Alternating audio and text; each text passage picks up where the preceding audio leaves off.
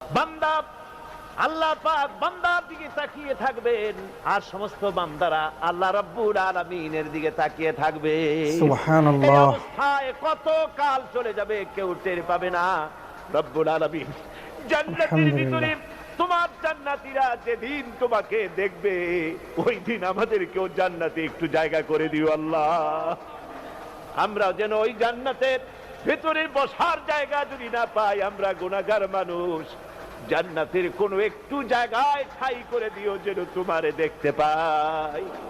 আয় আল্লাহ, তোমাকে দেখার তৌফিক আমাদের দিও, জোরে বলেন আমিন। হযরতে মাহবুবে রব্বানী কুতুবে সুবহানী শেখ মহিউদ্দিন আব্দুল কাদের জিলানী রাহমাতুল্লাহ আলাইহি তিনি বলেছেন, মুনাজাত করতে গিয়ে আবেগে বলেছেন, রব্বুল আলামিন তুমি যদি দয়া করে আমাকে জান্নাত দাও।